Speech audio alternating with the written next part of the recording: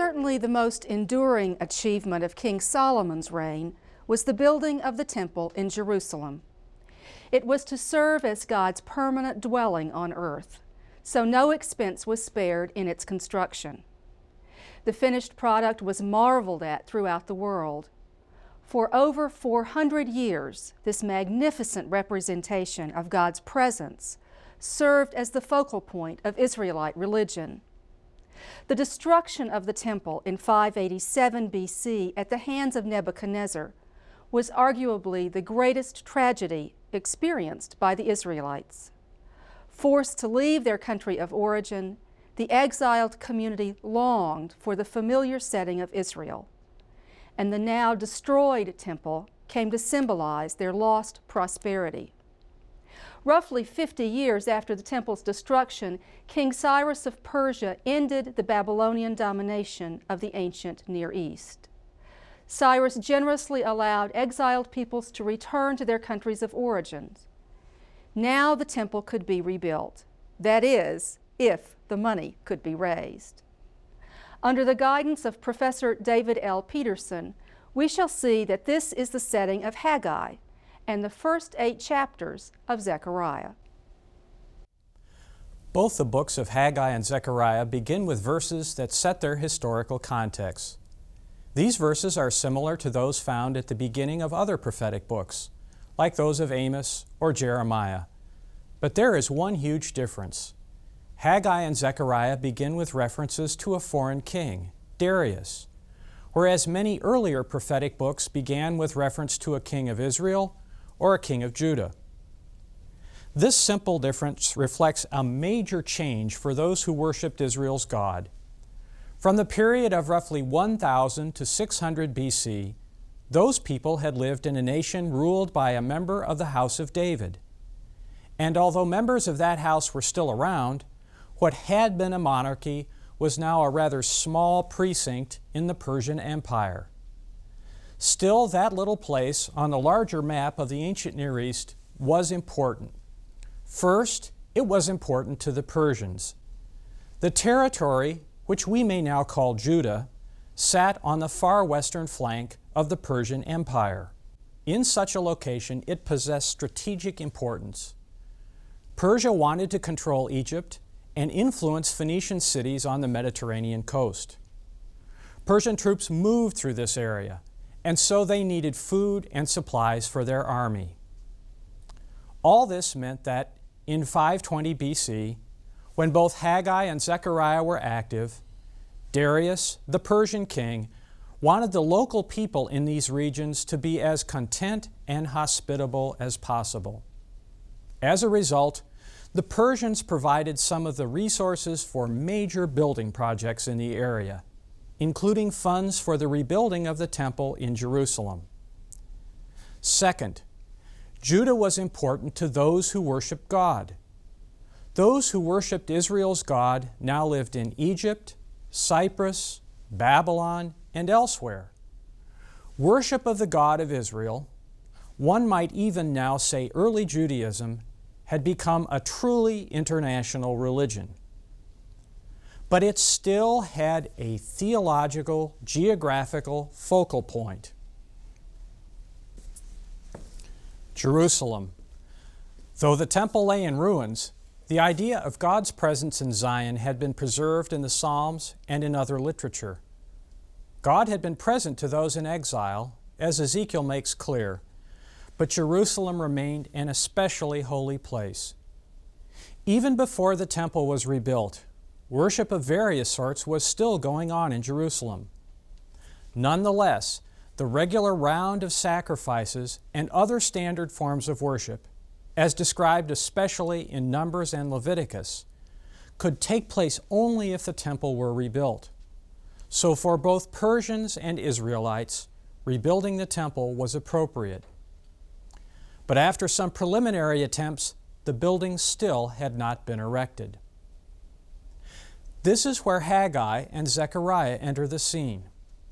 Both are active at roughly the same time. Both are concerned with helping to establish political and religious order in Jerusalem. But they offer quite different literary, political, and theological approaches. Let us look at Haggai and Zechariah in turn. The book of Haggai focuses directly on the importance of rebuilding the temple. But what that prophet says is much different from today's fundraising campaigns for new church construction or for building renovation. Haggai argues that temple construction is tied to the way the world works. On one hand, he says that agricultural disaster has struck because the temple remains in ruins. Drought, blight, mildew, and hail have brought Judah's agricultural activity to a standstill.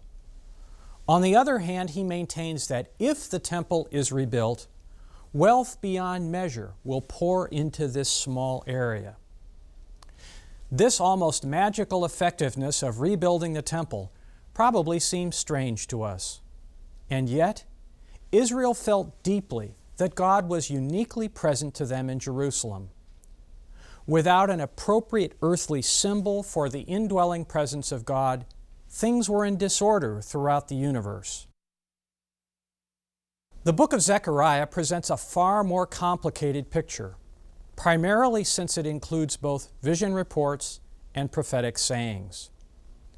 First, the visions present colorful pictures using vivid though bizarre imagery.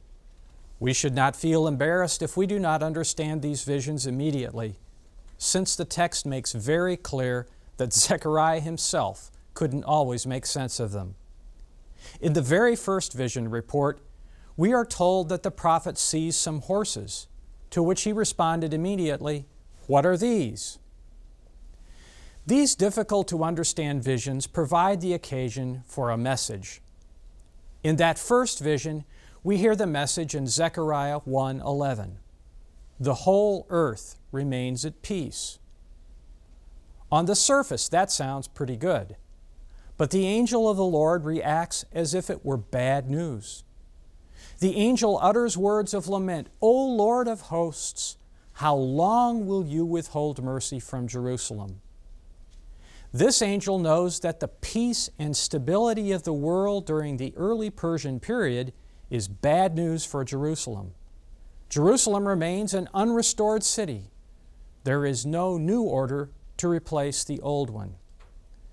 So an image of the world at peace means bad news for Jerusalem. The visions go on to show that God is about to act on behalf of this city. At the end of the last vision, which was presented in Zechariah 6, we see horses again, but this time they move around. There is lots of activity. In the intervening visions, we have heard about various ways in which Jerusalem and the political and religious order housed there are being restored. The prophetic sayings in Zechariah 1-8 sound much more like Haggai. In fact, Zechariah 6:9-15 could be called the first fundraising campaign. The prophets seek silver and gold from those who are returning to Jerusalem from exile in Babylon. But even here, Zechariah is different from Haggai.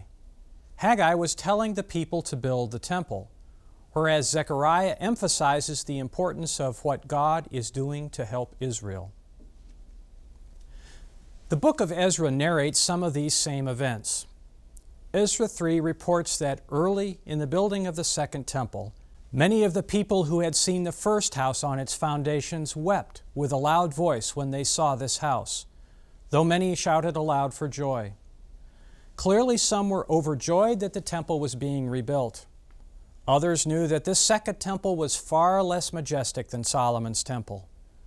We can imagine that both Zechariah and Haggai would have been among those who shouted for joy, and yet they would have come to that joy along quite different routes.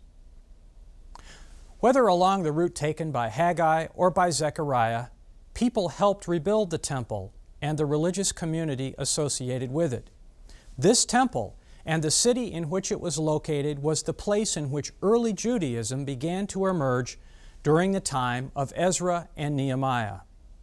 Moreover, the third or Herodian temple where Jesus taught depended upon the continuity in worship and teaching represented by this second temple.